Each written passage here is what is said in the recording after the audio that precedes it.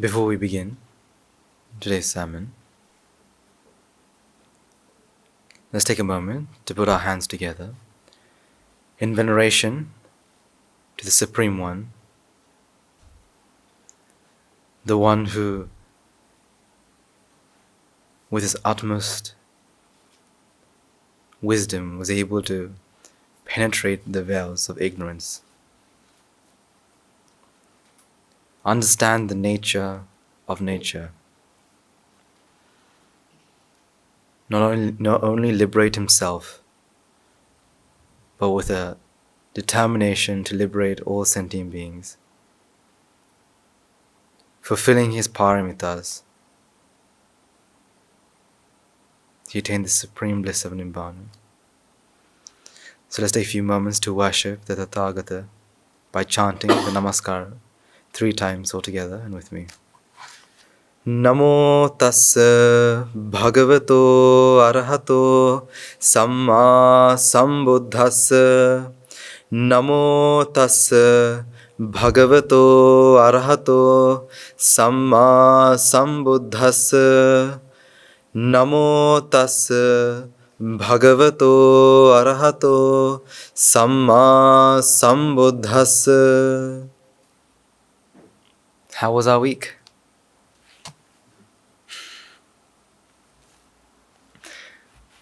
I think it's a good question. You know, every week we start off with, how was your week? It's because it's a time where we can reflect. This week, how much time did I spend with the Dhamma? How much time did I spend, in the clutches of Mara? How much time did I spend, contemplating, listening to the Dhamma, meditating?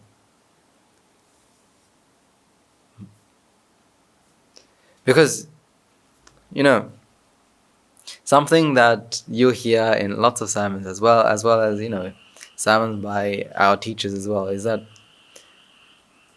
Saturdays or Sundays, the weekends, is a day that, we all come together and we listen to sermons. A sermon either by, our teachers, by myself. And that's only one day of the week. Now, as most of you are Sila Shravikas and Anagarikas, and as well as our monks, we do get the opportunity to stay amongst the association of noble people. But then there are, the people who listen to these sort of talks once a week. And it was very funny because I was talking to, some very young children and their parents. And these parents came up to me and said, sorry, Nansa, my child is only 5-6 years old. I really want them to walk on the path, to be a good child, not Nibbana. That's put to aside, but I want them to be a good child, right? And be someone that will, be a benefit to society, right? Although they were 5 and 6 years old, they had a very good sense of intelligence. They were able to understand things. However, the one thing I told the parent is, I will be able to talk to them, and our monks will be able to talk to them only a couple times. Say we do talk once a week. That's 1 hour or 2 hours per week. In that 1 hour, they will be surrounded by the Dhamma, the Buddha, the Dhamma, the Sangha, where they'll be, where they may come to Siumaga and be in the association of amazing people. However, the moment they step outside, 24/7. Because if you think about it, your own dreams don't help you attain Nibbana. Because your dreams take you to, places and things, but when do you ever in a dream think, this is anicca dukkha anatta? Very rarely. So even your dreams are 24/7, you're getting views opposite. So even though we may live and breathe in the monastery as Sila Shravikas and as monks, still there'll be times where, you're not in, even though you are in the monastery, you are not in the monastery. What I mean is, even though you are in the 4 walls, right, the fence that separates the monastery from the outside world, even though you are within those walls, you live and breathe. Sometimes. Now, depending on each and every one of us, that time could be different. But you'll spend time in this world with Mara. So we have to be very careful here. We have to understand how much time am I using to contemplate. This is why, starting with the question, how was your week? Honestly, you should end the day with asking the question, how was your day? Give a percentage. How much of this day did I spend, contemplating or with the Dhamma? How much of the day did I spend outside the Dhamma? So technically, how much time did I spend inside the monastery? And how much time did I spend outside the monastery? Again, monastery doesn't mean the place. Monastery means where your heart or your mind is. Now, don't worry. In the beginning, it's hard. Because the path to Nibbana is a path. It's a journey. In the beginning, if you look at your own past, right, you listen to one sermon, two sermon, weekly sermon, and that's just how it started off. Therefore, you only had 1 or 2 hours. So, in an entire week, 0.5%. Then 1%. 1 became 2, 2 became 3, and this journey will take you along this path. There'll be a day and a time where, you'll be able to say, 75% I spent with the Dhamma. 25% I wasn't able to. There'll be a day and a time where you can say 90% I was with the Dhamma. 10%, I missed it here and there.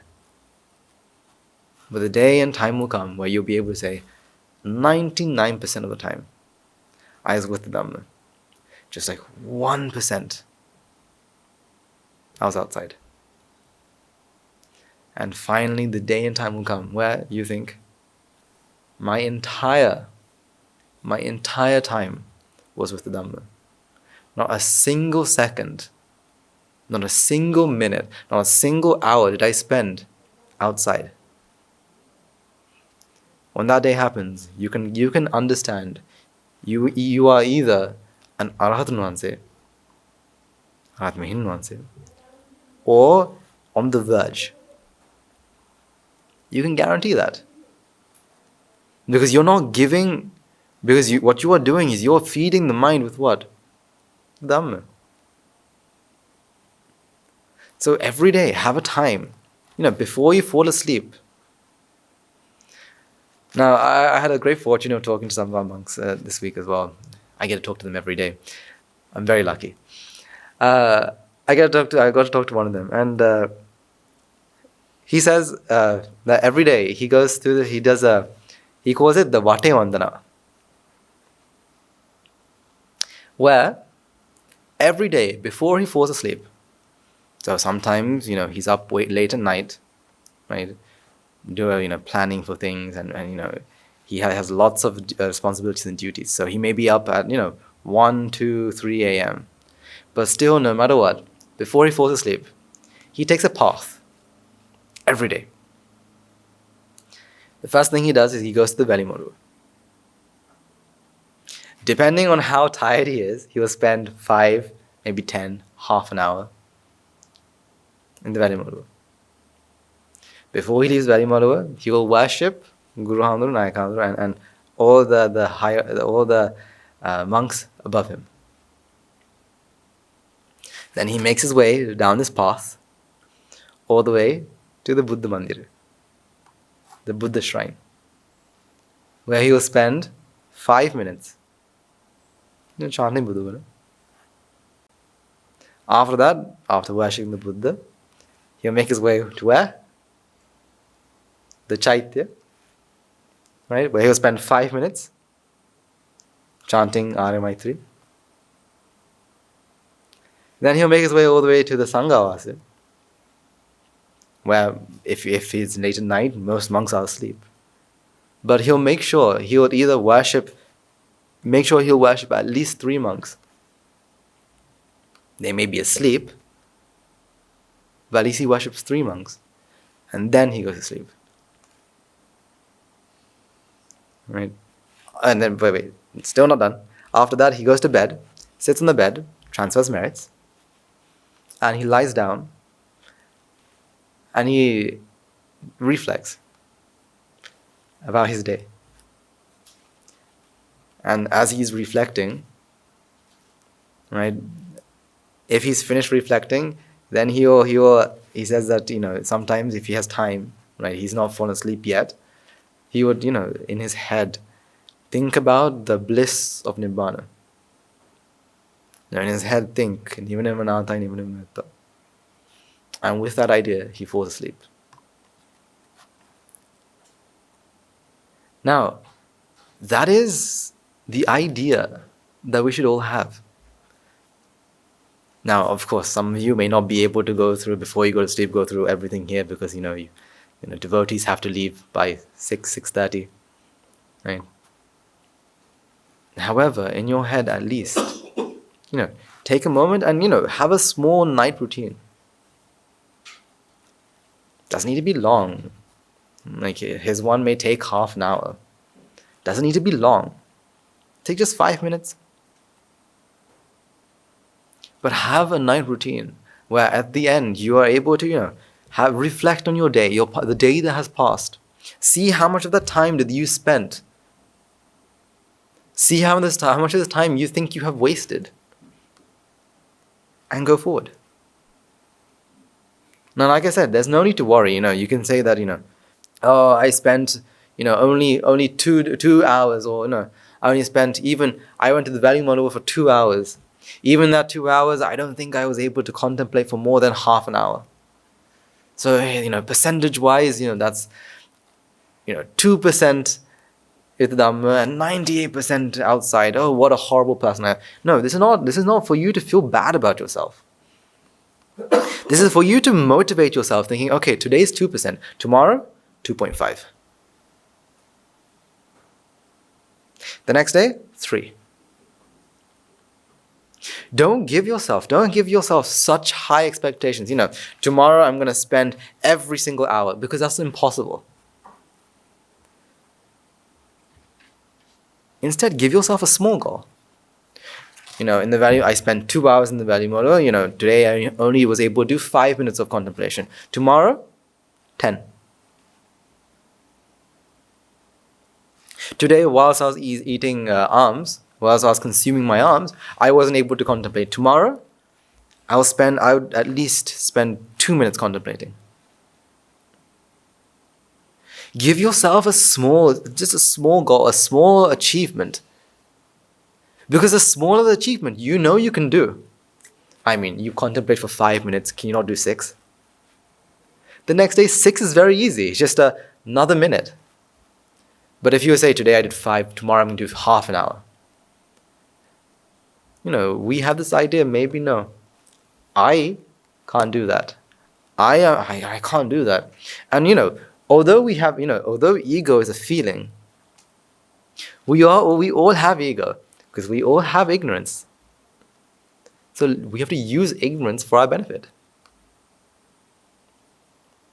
We all love and enjoy achieving small achievements, right? These small achievements, it's like, today I did this, tomorrow I'm going to do this, and this small achievement, achieving that, gives you the motivation to do more. I mean, this is why your teachers will tell you, remember your past. Who were you in the past? What sort of things you did in the past? Because once you remember your past, you remember how much I have changed. Of course, it's rooted in ignorance. But that ignorance gives you the motivation to keep on going. As you understand, as you go forward, ignorance will decrease. Therefore, the feeling of I will decrease. But until then, use ignorance to your benefit. I mean, if any way ego arises, if whether we like it or not, ego arises because of ignorance, then why not use it for our benefit? Like how our ancient kings have said, the rain that falls from the sky, let's not waste a drop of rain that falls from the sky. Well, let's not waste ego. If ego anyway arises, why not use it for our benefit? to motivate us to go forward, to motivate us to take the next step.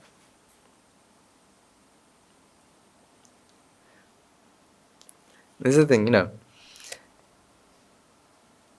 we are all very fortunate. Very fortunate. We are all surrounded, submerged deep into the Dhamma. I don't think any one of us can ever say that, I don't think we have enough Dhamma. As a Siddha Shravika Shravika, as an Anagarika Anagarika, as a monk, we spend a lot of time, as if I talk about my experience, from 4:30 in the morning, we talk about what? The Nyaya, the Dhamma. So each and everyone has the Dhamma. The only thing that we don't have is this, this ability to, or this, the actual path.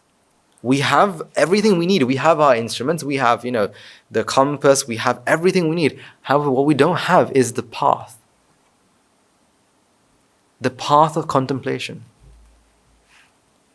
Now, I was very fortunate again. I was able to listen to one of our monks give a small sermon, and one thing he talks about is how we use the Dhamma to trick ourselves.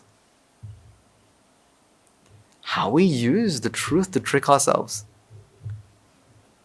I mean, we all know about karma vipaka, right? When we do an action, we have karma, and it comes back as vipaka. See, do you use that as an excuse? Do you use that as an excuse thinking,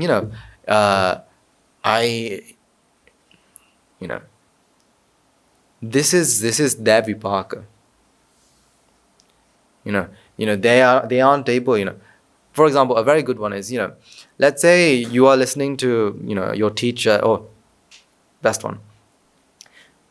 Let's say you fall asleep in a sermon. Let's just see if you blame it on something. You say, that's my vipaka, there's nothing I could have done, all the causes had aligned in that sort of way, so I fell asleep. Now, if that's the idea, then what the problem? Then the problem is what? There's no problem here whatsoever. Therefore, you know what? Next day again, the causes align, and therefore this happened. When we don't realize that the causes have aligned, I agree 100%. We have the Dhamma, we have the wisdom. Therefore, we know that everything is cause and effect. When the causes come together, we have an effect. Perfect. But we don't realize that if the effect is something that is harmful, then we have to find a way to get rid of the causes.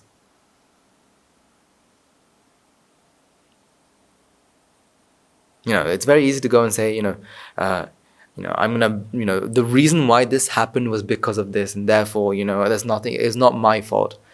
I mean, I was talking to some young children, and they, after they've learned, the theory of karma and vipaka, right? Everything is my vipaka. My deeds will give results to my action. So whenever his brother was to hit him, he would hit his brother back because that's his vipaka. Not thinking about, the karma they accumulate. See, this is why the Buddha says, the truth is amazing. The truth will set you free. I agree. However, the truth in the hands of a person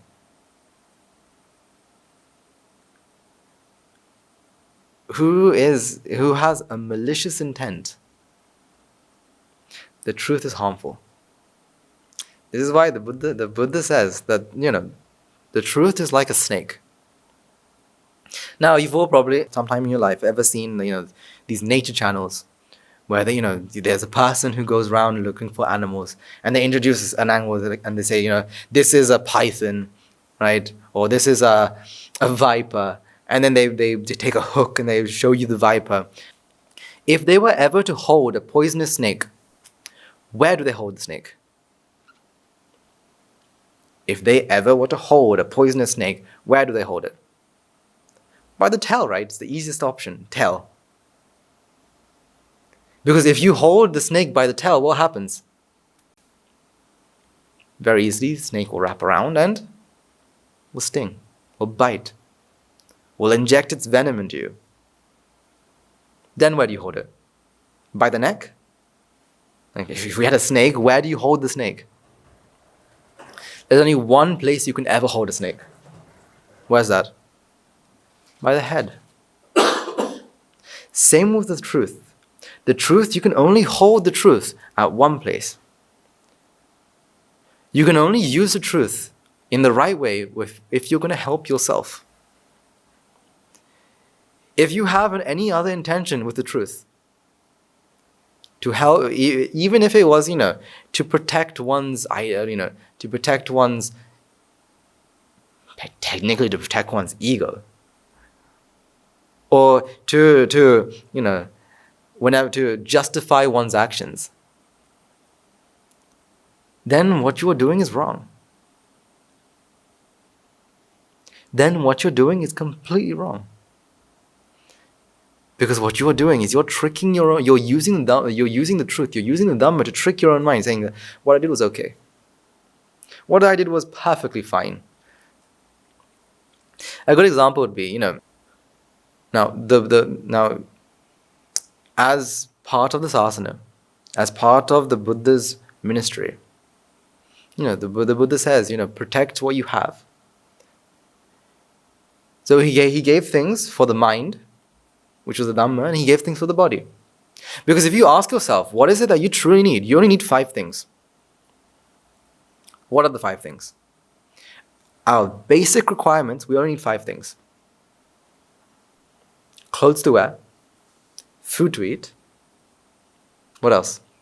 Medicine if we're sick, and a shelter to protect us from the sun, the rain, and whatsoever. Like for example, yesterday we had a very, very windy storm at 2 o'clock, right? If we did not have a house, we would have been drenched and we would come here very sick, right? So, we have these 4 things for the body. And then we have the Dhamma for the mind. We have the truth for the mind. We have the understanding for the mind. Because, you can say, well, isn't a basic requirement. Entertainment, isn't that not a basic requirement? Of course not. Because what is entertainment? In entertainment is used to do what? To forget one's problems. Just think about it. Why do people spend time, watching a movie? Why do people watch movies? What is the purpose? Now, it's very easy to say, I watch a movie because I love stories. But more than stories, you use movies to forget one's problems. Because when you're watching a movie, you have forgotten about your own problems. And now you're indulging yourself in a problem of someone else's. Because in 1.5 hours to 2 hours, or however long the movie is, those problems will be resolved. Therefore, you're very happy to watch a movie. That's why if a movie ends with a cliffhanger, you cannot wait until what? Or a TV episode ends on a cliffhanger. That's why you can't wait until the next episode. Because you want to solve that problem. So why do we watch a movie? Again, to solve our own problem. Or not to solve our problem, but to forget our problem and solve something else.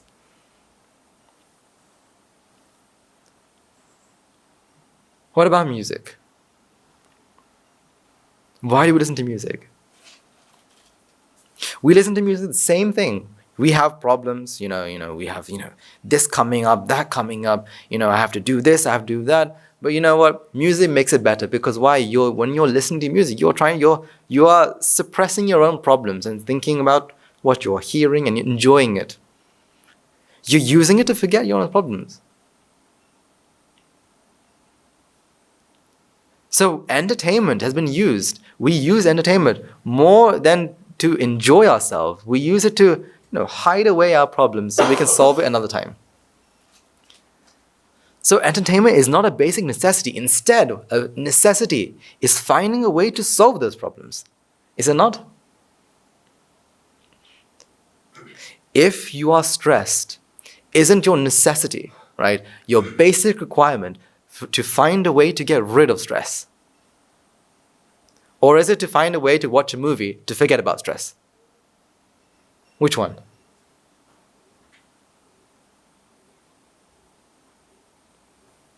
The thing, your basic requirement is to understand. This is why we have 5 things.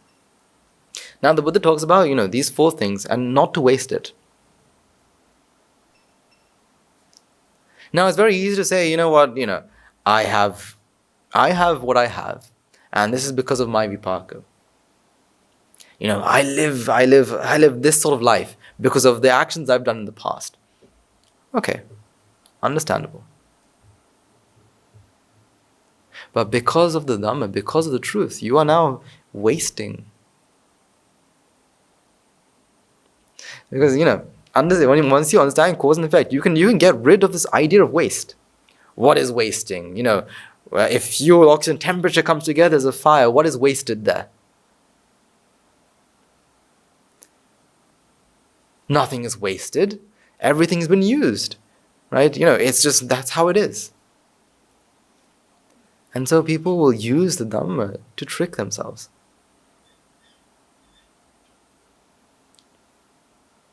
Sometimes it's best to take a step back. Just take a step back and see life as it is.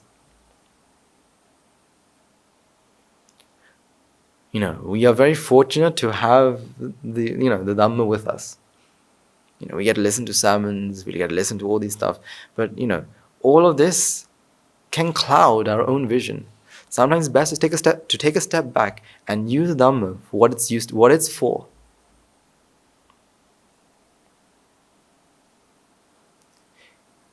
It should be used for what? Just like you hold the snake at the head, you should use the Dhamma to solve the head of the problems that you face. And then what is that head?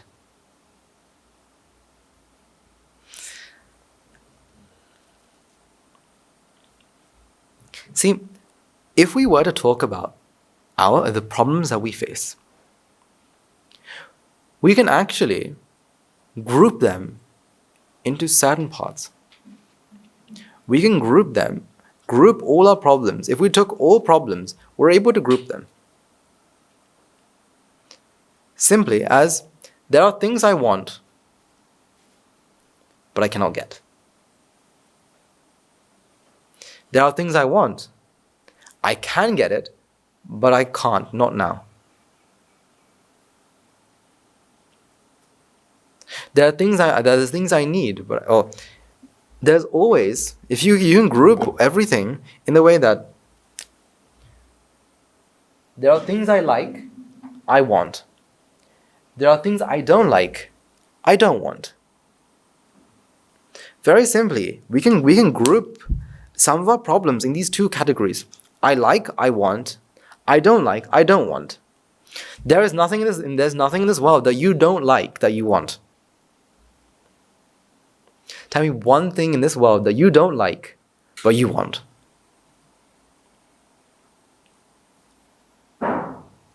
Should I give you an example?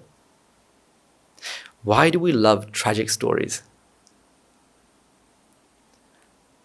We don't want it to happen, but we like it.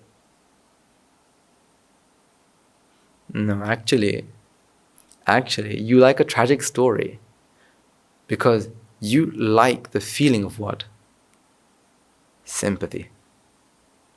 You like the feeling of feeling, I know what horrible things has happened to this person.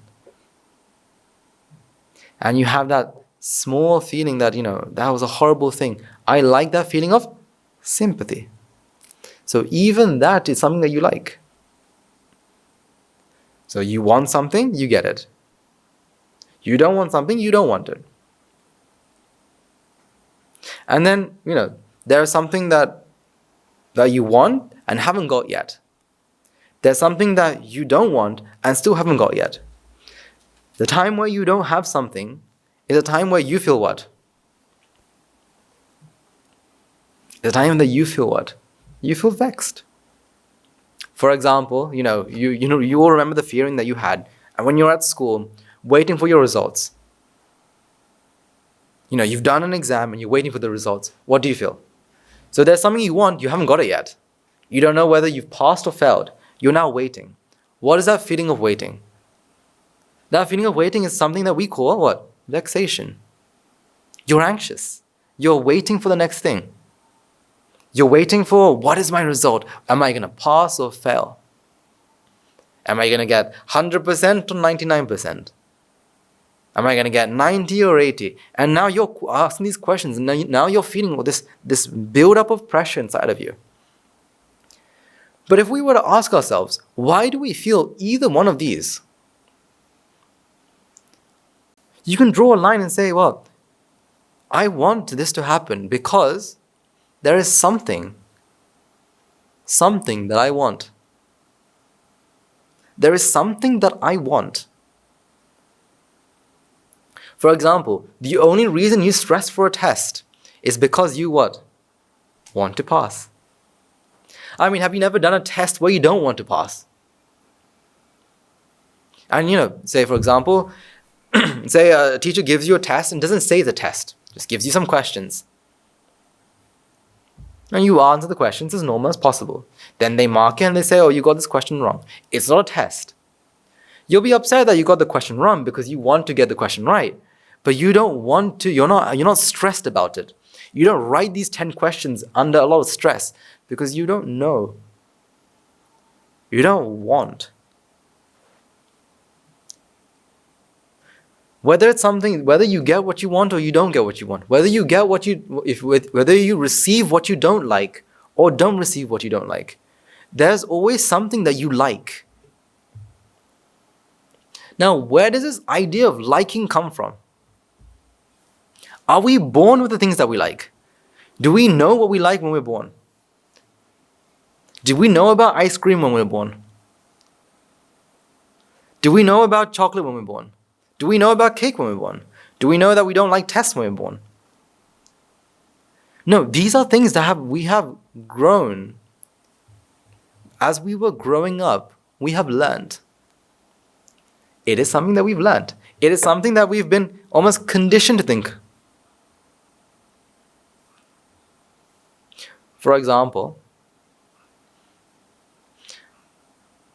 I'll tell you a time where the first day I've ever drunk coffee. Now I think I was yay high, probably 5 or 6 years old, and a relative was drinking coffee, and I was like, "Ooh, what's that?" He's like, "Oh, this is coffee.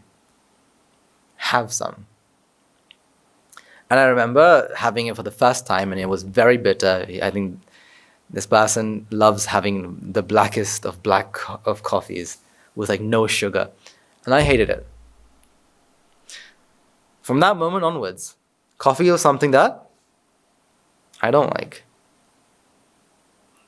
So anything, if I hear the word coffee, I say no.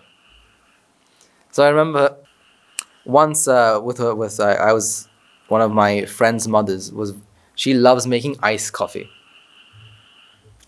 Now, me being polite when she asked, "Do you want some iced coffee?" knowing that she loves making it, I said yes. Now remember, liking or not liking isn't about what it tastes like. It isn't it's not about what it tastes like. Instead, it's about what you felt at that moment. For example, that coffee was bitter. The first coffee I ever drank was very bitter. I didn't like bitter taste, right? Because I had the view that sweet was good. Having sweet stuff is good. Therefore, bitter was against. I like sweet, therefore I don't like bitter. Because I have that feeling, now I've connected bitter with bad. So that's why young children don't like bitter things. And bitter medicines, what do parents do when they give the child bitter medicines? They add sugar.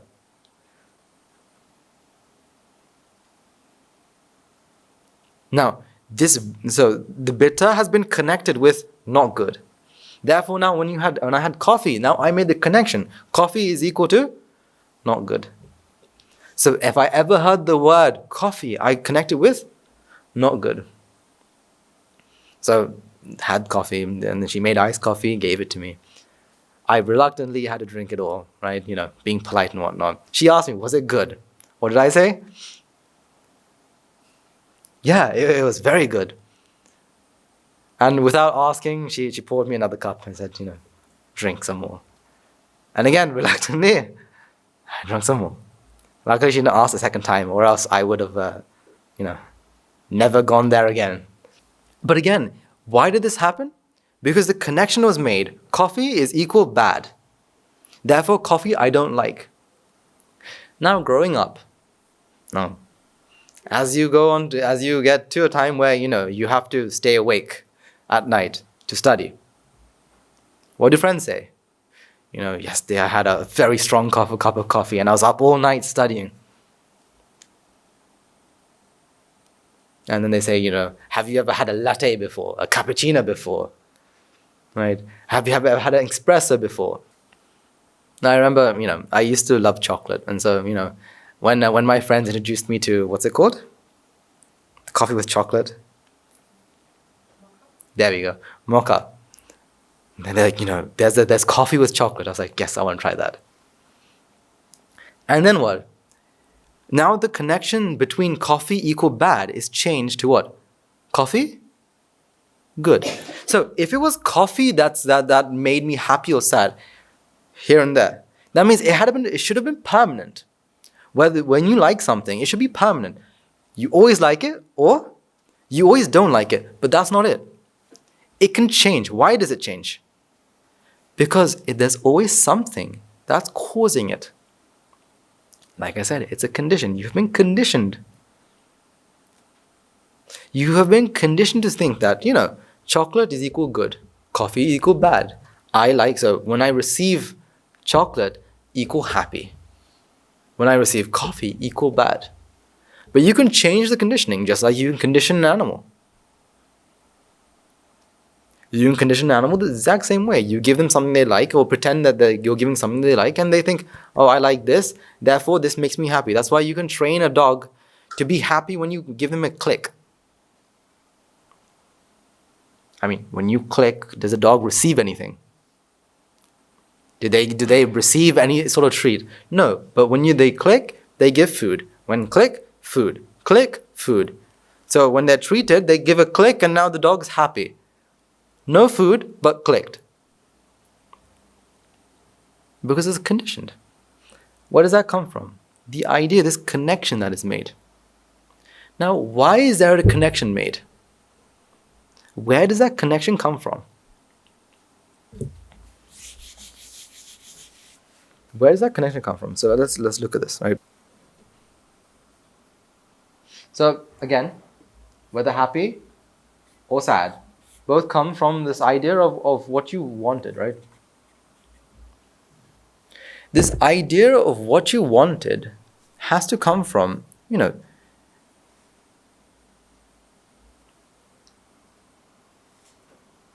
wanting, or this idea of wanting comes from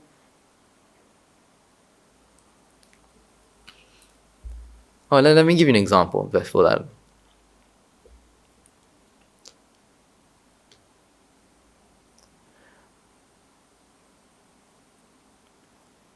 If you've ever looked at the sky, right, and seen the clouds, you know how sometimes clouds can make a shape?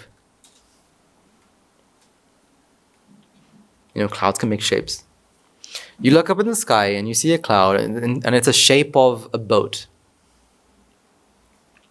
When did you ever make yourself think, I want that boat to be there, I love that boat, I want this boat? When did you ever think that? You don't really, because you know that once that boat is there, the boat's only there for how long? For how long? For a minute? For an hour? For 2 hours? How long is the boat going to be there? Well, the boat's going to be there for maybe a couple seconds. The wind blows and now it made a shape of a boat. The next moment the wind's going to blow again and is now going to change the cloud. So you know that you know that I don't really, I like the boat. However, I don't make the idea that I want this boat to be there. Because you've realized that boat is what? According, is the boat is there because of the wind. When the wind changes, the boat will change.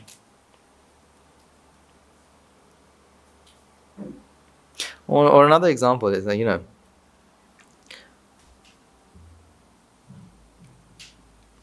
as children, sometimes, you have these, have you done shadows before? Shadow puppets. Where you go to a wall, right, and with the torch, right, little children, we do this. And they make, the, dogs and birds. And, children, like, they enjoy these sort of things. Now, wouldn't it be very silly to think there's an actual dog on the wall? You make the shadow of a dog. Wouldn't it be very silly to think there's an actual dog there? Or there's a shadow, the silhouette of a bird. Wouldn't it be very silly to think that there's a bird on the wall? We know what? That bird is a what? Is a shadow. That the bird is a shadow. If the bird is a shadow, is there an actual bird on that wall? How can you prove there's no bird there? How can you prove there's no bird there? Turn off the light. Turn off the torch. Or remove the hands. Once you remove the hands, is there a bird? So the bird is there for as long as there's a light source and your hands is blocking that light source. So there's an object. That's why there's a shadow.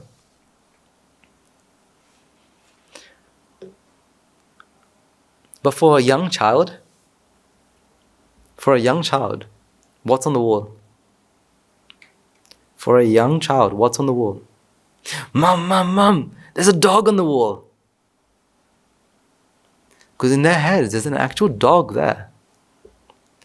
Because they don't realize that's a shadow that you can change. That's why, they find it really funny when, you can change the shape from a bird to a spider to, a dog. Because this idea of change is very strange to them because they see a dog and they think there's a dog on the wall. Now there's a bird on the wall. But we understand that it's a shadow. Same thing here. The reason that we think that something is going to make me happy is because we think that is what? That is a fixed thing. That instead of seeing a shadow, you're now seeing seeing a fixed dog on the wall. For example, let's take the example of coffee, right? What does coffee taste like? What does coffee taste like? Now, the moment I say the word coffee, each and every one of you has an image and the taste of coffee in your head. Now, each and every one of our coffees will be different. What cup is it in? What sort of cup is it in? Is it in a big cup, small cup, or is there a sauce under the cup? Is that coffee sweet? How many sugars? What else do you add? Is there caramel in it? Is there chocolate in it? When I say the word coffee, you have an idea, you have a taste. And now that idea of coffee is now projected onto the wall. And now you're looking for what? That projection. Do you not? This is why, how do you say the cup of coffee is too sweet? How do you say that? To say that something is too sweet, what do you have to have done?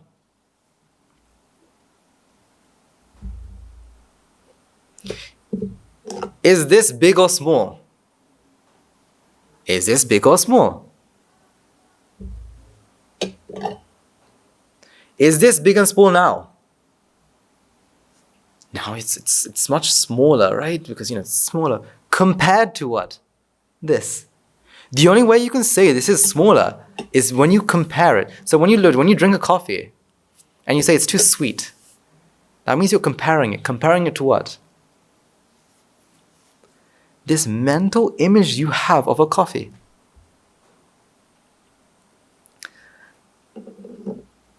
Imagine you one day go to, a coffee shop, right? And you ask for, say, a latte.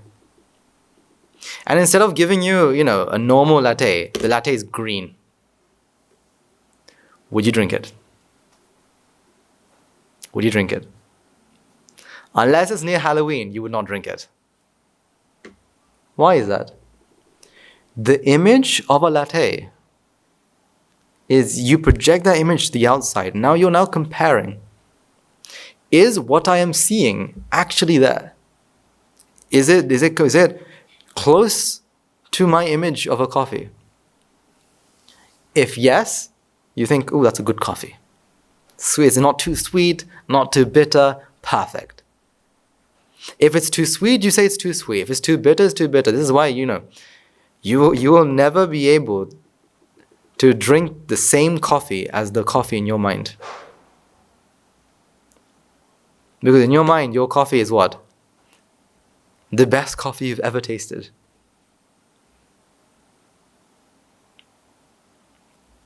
Now, this image of this mental image of the coffee is something that you have, is a view that you have, an image of a fixed thing that you have.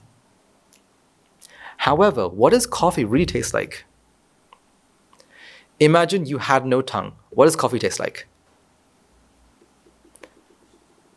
Let's say you have your tongue stops working. What does coffee taste like now? Coffee doesn't have a taste. The taste of coffee isn't something that's in the coffee. Instead, where is it? It's something that the mind perceives when the coffee comes into the contact with what? With the tongue. That's why, you can have, artificial sweetness where, you're putting artificial sweetness. So there is no sugar, but you taste what? Sweet. So people, if you're trying to go on a diet or, you have diabetes, people will have artificial sweetness. But they still taste as sweet, but there's no sugar in it. Why is that? This taste of sweet isn't something that's in the coffee. It's something that's made in the mind. So let's say you go to the coffee shop and now, you've been served a green coffee. Right? And when it's not anywhere near Halloween, right? Or any sort of celebrative festival. Now this color of green is also where? Color of green is also where? It's also something the mind, that it's felt in the mind. Because it's not something that's actually, something that the cup or the coffee actually has. Because without the eyes, because your eyes can only pick up what? What does your eyes pick up? What does your eyes detect? Color?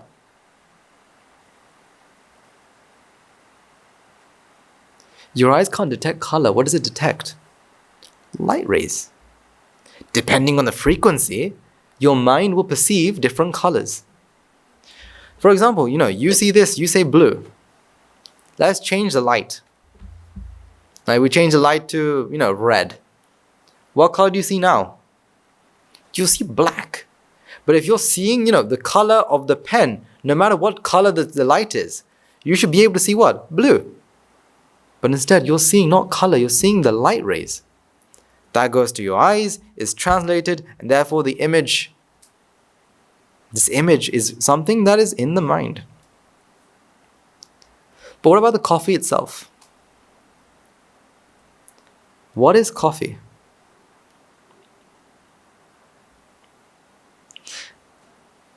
If we were to, take a very simple coffee, let's just take a black coffee here. Simply, to make coffee, you need what? Water and coffee. To make it easy, we'll say coffee particles. Right? Whether it's whether it's something that's instantly dissolved, or it's whether there's the coffee powder or whatnot. For the argument's sake, we'll call it coffee particles. This is why you can separate these two things, can't you? You can take a cup of coffee and separate the water and the coffee particles. I don't like the word particles here, because it sounds like coffee is something that is always going to be there.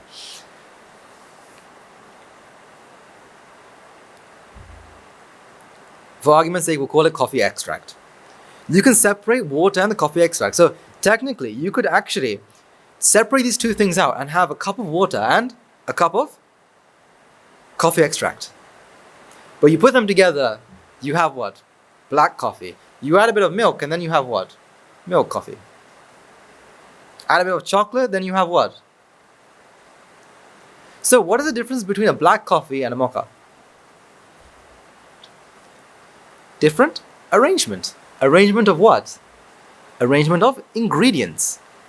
So let's say you don't like black coffee, but you like mocha. What does that mean? Does that mean that you like chocolate and milk, and therefore you like mocha? Or does that mean that you don't like black coffee, therefore you don't like the coffee part of mocha? No, you are projecting. Just like the shadow that the child is looking at and it says, oh, the dog on the wall. You are projecting the image and saying that this is what is there. Once you project the image, now you think, oh, I love that. Oh, I love this coffee. This coffee is amazing. What shop is it from? I like this shop now. I'm going to go there, next week at the same time. I'm going to come to the same place because I enjoy this coffee. The coffee that your mind has perceived. The coffee that your mind has created. Let's say it's your first day ever having coffee, right? And the barista has accidentally added something that's not supposed to be there. I don't know, let's say, I don't know, do you add honey to coffee? I don't know. Do you? I don't think so. Never heard of it. Let's say the barista has accidentally was making, say, some honey tea on the other side, has accidentally used the same spoon to mix your coffee. Now you drink coffee for the first time and you taste it. Your idea of coffee now has what? The taste of honey in it. So now you project, every time you have coffee, you're now projecting this idea. Now you have something, you have a projection. You're projecting onto every coffee. When will you ever receive it? The next time the barista makes the same mistake again. Or you find out that, it was a mistake. So we are attaching ourselves not onto the coffee, but onto the projection that we made. We use this to make an image inside, and then we project it back out and say, oh, I like this pen. You don't like this pen, you like the projection. You like the mental image the mind makes. So coming back to this, you don't like the light or the hand, you like the shadow. Whenever, let's say, you're showing a child a shadow and the lights go, or the torch runs out of battery. The child is upset. They start crying because of what? The shadow is gone. But if the child was to understand the shadow is what? Is an effect of what? The causes. Now what? The child will look at this and say, oh, the dog is gone. Or the dog is gone. They may not know it's a shadow. But we'll know the dog will come back when? The torch is there. The dog will come back when? the hand is there. Not just any hand, the hand in the correct configuration. The image of a dog will appear. If the child knows where shadow comes from, how can the child attach itself to the dog? Instead, it will understand that it's not the dog that it likes.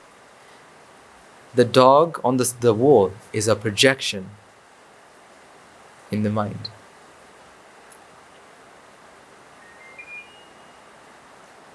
You see, this is what we have to understand.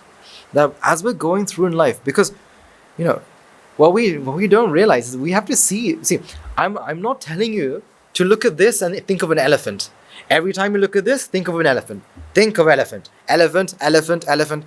That's what we normally do. We do this a lot.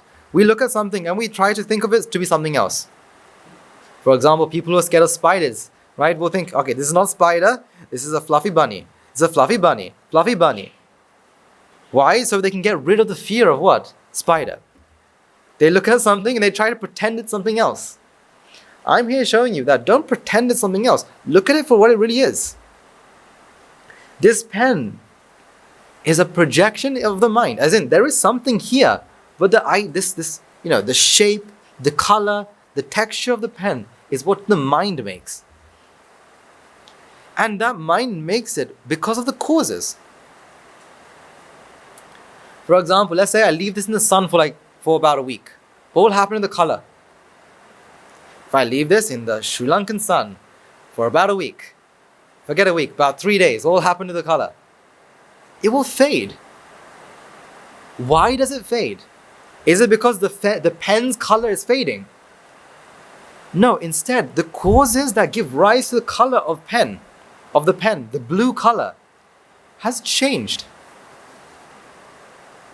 Now you're seeing the world to be what? Cause and an effect. Causes come together to give rise to an effect. At what moment? At which moment? Can you see the pen now? Can you see the pen now? Excuse me. Can you see the pen? Can you see the blue pen now? You can't, because it can only be seen when what happens? When the causes come at this moment.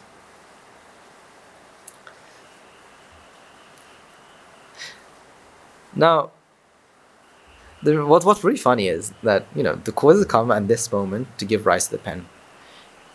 If I ask you to remember what the pen looked like, are you remembering what the pen looked like 5 minutes ago? Are you remembering what the pen looked like 5 minutes ago? Or are you remembering it now? Are you remembering the pen that was there 5 minutes ago? Or are you remembering a pen are you remembering the pen at this moment? Will you ever see that pen again?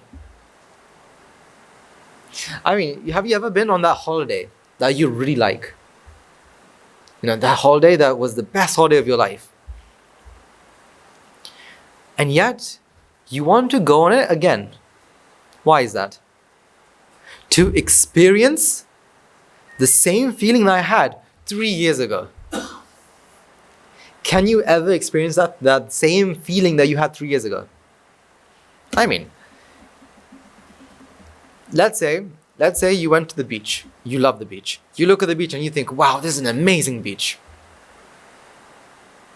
And you go back home and 3 years go by and you think, I remember that beach. It was such a beautiful beach. Have you never been to that beach again and thought, oh, this is not what I remember. I thought the water was more blue. I thought, there was better, the weather was better. Because you take that image and you snapshot it and you think about it in the past. And you think that past image is what it is. But actually, you can only remember things at this moment. You can pull things from memories to this moment. You can't remember what was there 5 minutes ago. You can take that snapshot and remember at this moment.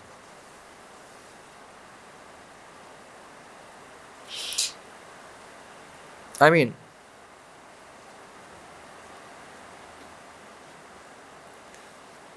we spend so much time thinking about our past, thinking about things that have gone, thinking about what has happened. And we look at the past and we suffer at which moment? This moment. Something is gone, we start suffering at this moment. I shouldn't have said that, I shouldn't have done that, why did I do that? And you're suffering at this moment. That part is gone. But not only that, we look into the future for something that has not happened yet, and yet we suffer that at this moment as well. I have an exam coming up in 3 weeks.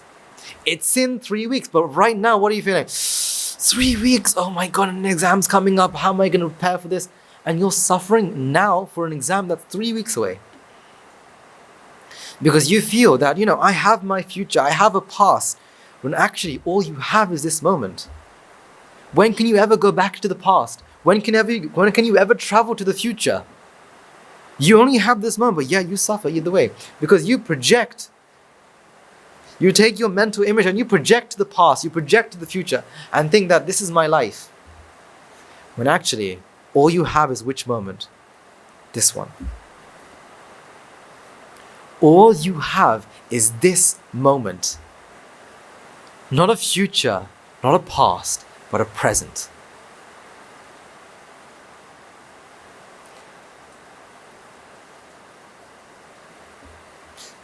So the next time you go to a coffee shop, for most of you, that's going to be when? Maybe never. But the next time you go to the coffee shop and you order a coffee, and you're waiting for the coffee to arrive,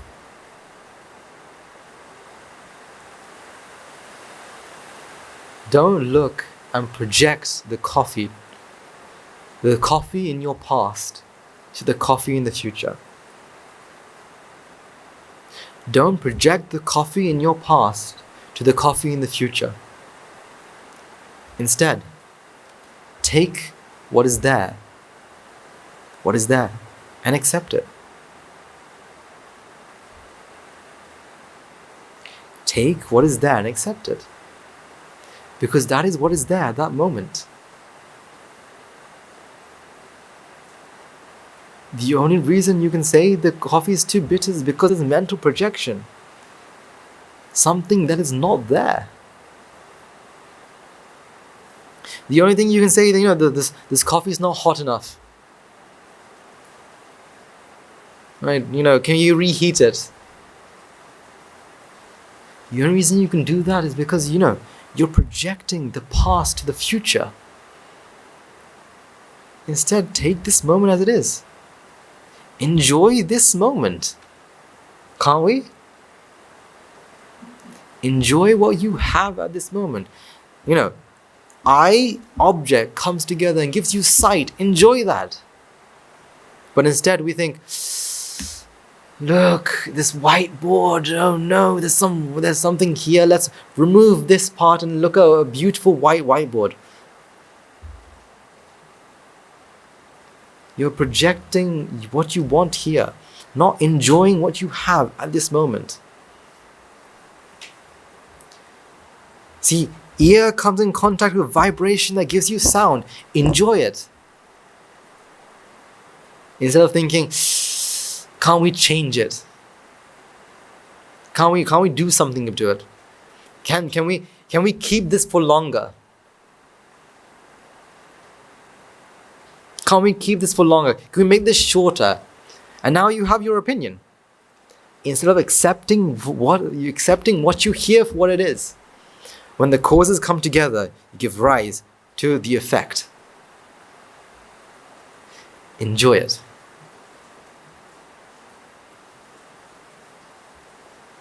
Like I said, all we have to do is see the world for what it truly is. I'm not saying to look at this and think of an elephant. I'm saying look at this and think of it for what, or look at it for what it truly is. A manifestation of causes.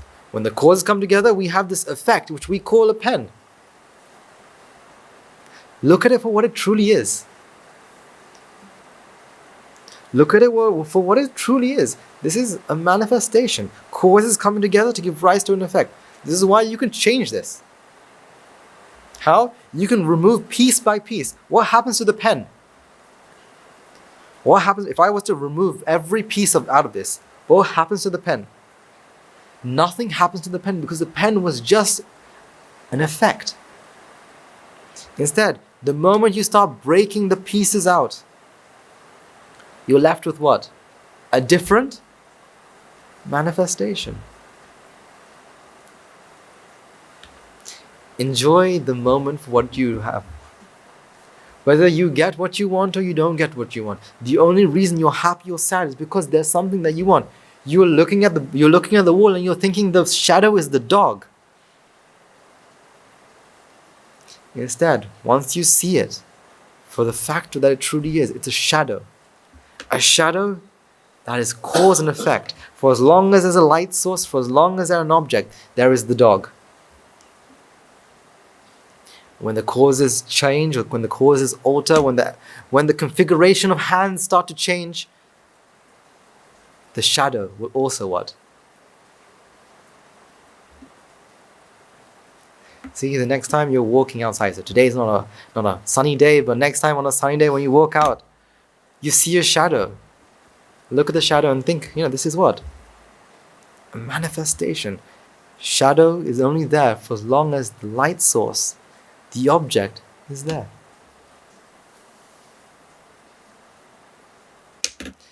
Some people will look at the rain and say, oh, hot horror, no, why is it raining? Today is such a gloomy day. They're taking this moment, projecting into the future and thinking, today it's raining, it's going to rain. How long is it going to rain for? When you hear this rain, how long is it going to rain for? It sounds as though it's going to rain the entire day. My entire day is ruined. I thought it's going to be really sunny. I was going to take a stroll over here, do this over there. I'm going to, dry my clothes today, but no, it's raining. What horrible stuff. And you're projecting the present into the future. But who knows, in another 5 minutes, this rain can completely clear out. Instead, look at this moment and enjoy this moment. Enjoy this moment. See it for what it truly is. Causes coming together to give rise to an effect.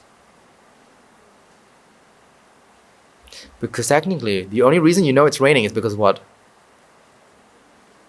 Sound. Who knows, our amazing technician, the IT team in the back could be playing the sound of rain. How do you know? How do you know?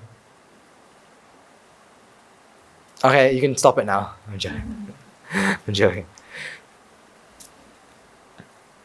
But you've already projected it, and it's gonna rain throughout today's entire event. Event is gonna rain, and we're gonna have to be under umbrellas and all that. You're projecting something that hasn't happened yet. No, take this moment and enjoy it. Sound, right? The ear vibration give rise to sound. Okay. Sight or eye and object or eye and light comes into contact and gives you sight. Okay. What's wrong with that? But no, it's raining. My entire day is ruined. I wish it would, curse you, weather, and people see. Once you project, you always want someone to blame.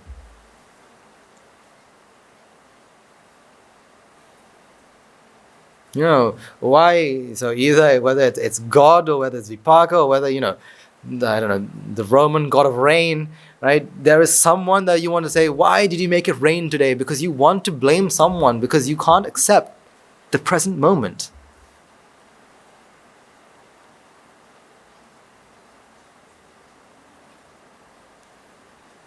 The rain is your teacher. It's giving you a lesson. Listen to the lesson and learn. Every patter of rain is saying, you can hear this at this moment. You can hear this at this moment. I mean, especially the weather at our monastery is the most unpredictable weather possible. You hear heavy rain now, in 2 minutes it's going to clear out, and then another 5 minutes it's going to rain very heavily again.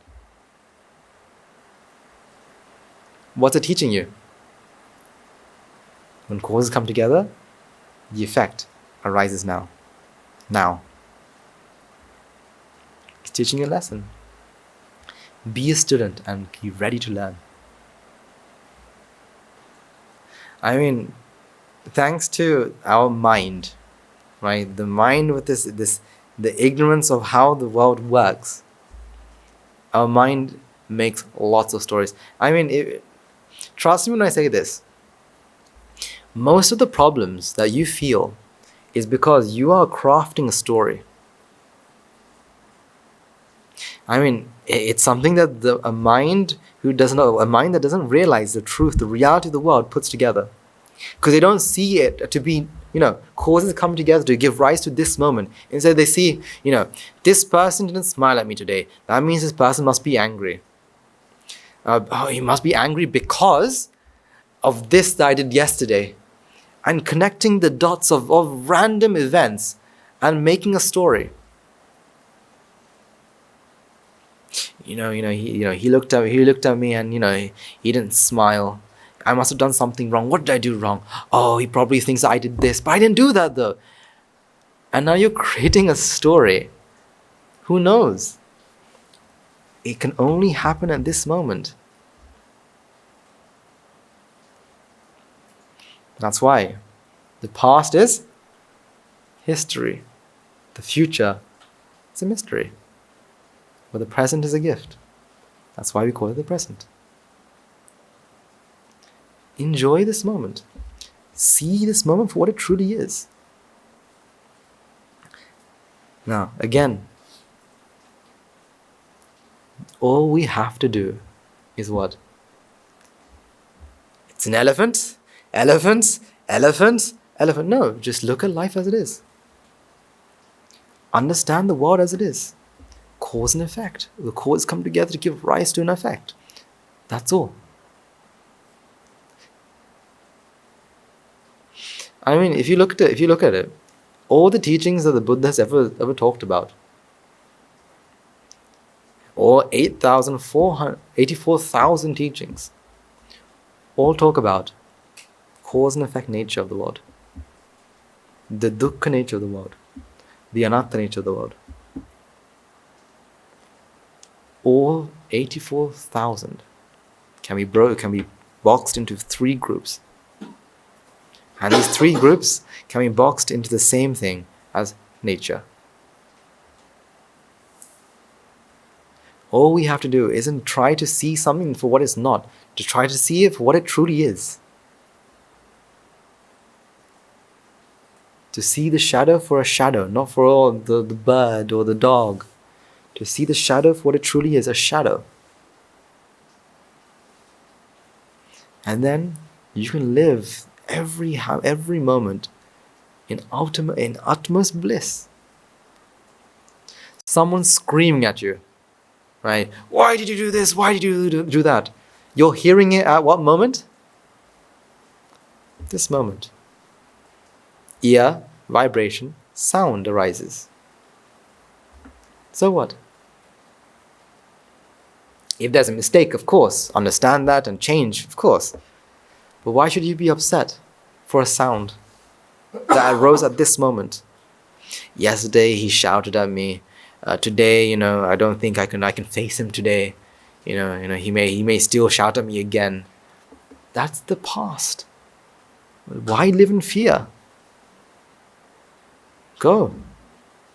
Everything is how, it's only this moment. You fall down, you graze your knee. Pain arises at what moment? Pain arises at what moment? At this moment. But what do? I grazed my knee, how long will it take to heal?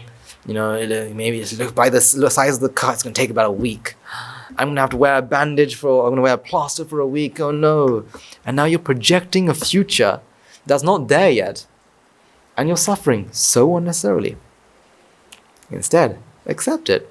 You feel pain at what moment? This moment, right? Body comes into contact with physical contact, basically. Give rise to feeling. Pain. At which moment? This moment. So come to this moment. Come to this moment. Stop living in the past. Stop living in the future. Come to this moment.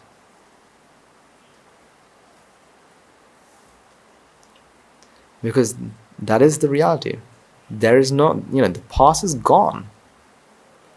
The future, we have no idea. I mean, how many times have you planned the future and, it's completely changed?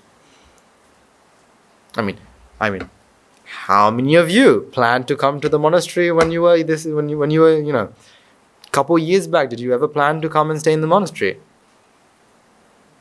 No, you had a plan to, do this, to retire, to become rich, to have a house, to do this. And look how life has treated you. Your plans all changed. Because that can only happen at which moment? This moment. Accept what happens at this moment. Accept your vipaka. And live happily. Okay, so today is Dakineyo. So I do need to set you off early. Right?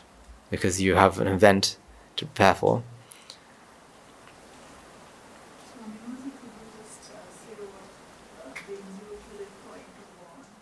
So this mental projection is what gives rise to this want. Right? So this mental, if I was to complete this very briefly. MP means mental projection. Right? The mental projection, we've talked about in the past, that would come from what? Jati. Right? So very, very quickly, Jati comes from what?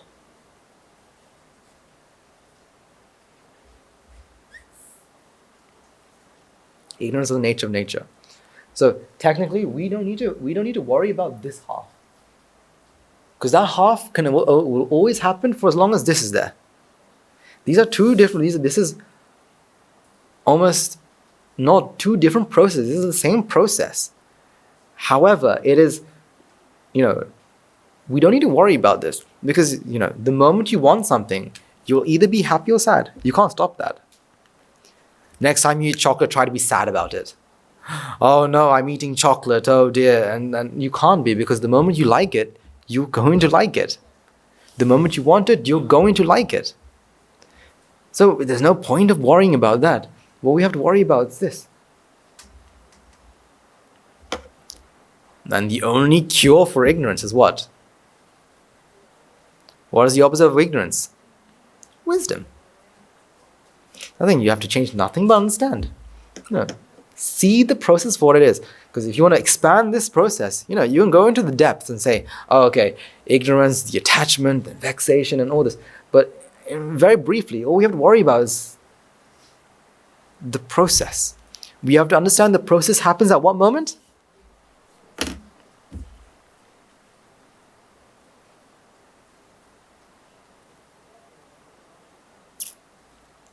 But like I said, like I started, don't use the Dhamma, right, to give yourself excuses.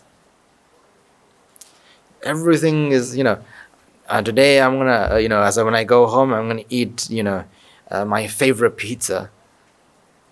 Why? Because, everything is cause and effect. I have to check. I have to check if it's cause and effect. I have to check if this is true. So again, don't use the truth for your own benefit. Use the truth to get rid of this ignorance and ignorance alone.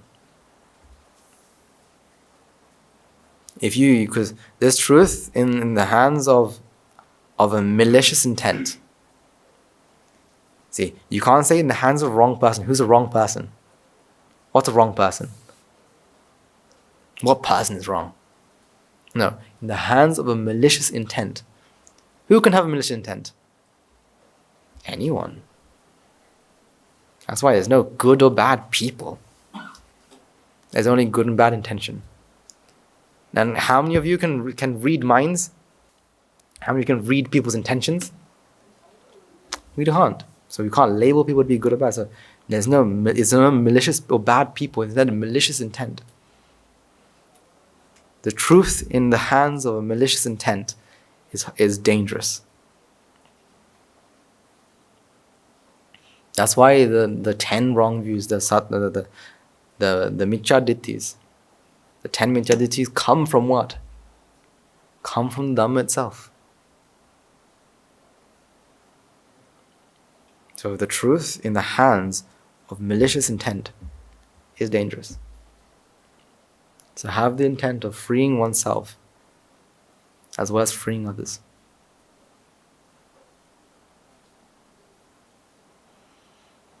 Okay. So today's Dakineyo, as well as we have the ordination ceremony coming up as well. I mean, if you start living in this moment, you don't have enemies. You can't have enemies. You can't have enemies, because why? You live in what? This moment. Who is your enemy? Who is the best person ever? No, everyone. See, once you live in this moment, now everyone is equal. No one's bigger than another person. No one's better than the other person. You're seeing them for what they truly are, a mind and a body. Now you're enemy-less. Now you're friendful. You're enemy-less, but you're friendful, full of friends. That's why, in this monastery, we are, all together. We work as one. Because the more we get rid of this idea that I am best, I am the best, I am the greatest, or I am the worst person ever, and we get rid of this feeling of this ego. Now we all work. We all work with the flow of nature. That's why we can all work very well together. Whether you're a monk, Sila Shravaka, Anagarika, Anagarika, we all work under the same teacher. Working to help not just ourselves, but every person ever. Any person we meet. I mean, when's the last time you guys hoped, may this person wither in the deepest hells? No, what do you think? Oh, may this person, no matter what this person does, may they be happy. May they understand this. May they attain what? The supreme bliss of Nibbana. You don't have enemies anymore. Who is your enemy? The more you look at your past, and sometimes you think, why did we do such things? The other day, I was when I was talking to a group of people, they said, this is I have an enemy, right? And whenever I see my enemy, I get really angry. I'm like, how do you have an enemy? What has this person done? How can you get so angry to hurt the person? So something's happened, and they want to seek revenge. Because, they don't have the truth. They don't see the world for what it is. Therefore, they have enemies, and they have, allies and enemies. They like their allies, they hate their enemies. Well, once you understand all this, now what? Everyone's a friend. Now you have compassion to whether you're a human, whether you're a whale, whether you're a dog, whether you're an ant. You have compassion to everyone, everything. Because you don't see anything to be different. You love everyone the same. They say, parents, they love their children equally. What nonsense. Right? We all know it's nonsense. Parents, we all know it's nonsense. There's always a time where you love one person more than the other. Once you understand this, now a parent can love their children equally. Not just their children.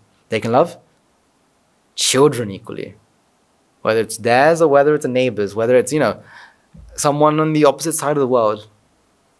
Not just children, but everyone. So yes. Okay, I have to send you out before I get told off, right, by our event committee. So let's take a few moments to transfer merits and conclude today's session. Let's take a few moments to transfer the merits we've acquired by making offerings to the infinite virtues of the Noble Triple Gem, chanting Pirit, listening to Dharma, and engaging in various meritorious deeds today. So first and foremost, let's remind ourselves how incredibly fortunate we are to be in receipt of Lord Buddha's teachings, and with immense gratitude, let's transfer the merits to Bhikshu, Bhikshunis, Upasakas, who since time immemorial have protected and preserved the sublime teaching of the Buddha and passed it down through the generation of the noble lineage in the form of Tripitaka, which is thankfully available to us today to study, to understand, to comprehend Dhamma. There's also taken transfer merits to all the members of the Mahasangha present throughout the world, including all chief priests of all chapters who have dedicated their lives to the noble path and committed themselves to betterment of all sentient beings. Let's not forget, among them will be the monks and nuns resident in your local temples and nunneries, who have always been by your side, to thick and thin, come in or shine. Let's also take a moment to transfer merits to Guru Swaminathan, as well as the other monks resident at the monastery, as well as the Anagarikas attached to the monastery. Let's take a moment to transfer our merits and express our gratitude to those who make great efforts to disseminate the teaching of the Buddha, be thereby translating some and share them out to others, inviting others to join them. May the power of the merits, if any of them have been born in the woeful plains, may they redeem themselves and be born in the blissful plane. May by the power of the merits, may they abstain from unmeritorious deeds. Fulfill the meritorious deeds, fulfill the noble eightfold path, and attain the supreme bliss of Nibbana. Sadhu, sadhu, sadhu. Let's take a moment to transfer merits to our devotees, friends in the monastery, who for sake of merits continue to sustain the Mahasangha. This includes all of you who have contributed to the construction of the monastery, to those of you who provide the Mahasangha with shelter, alms, words, medicines, as well as those who pass in their hearts and their well wishes.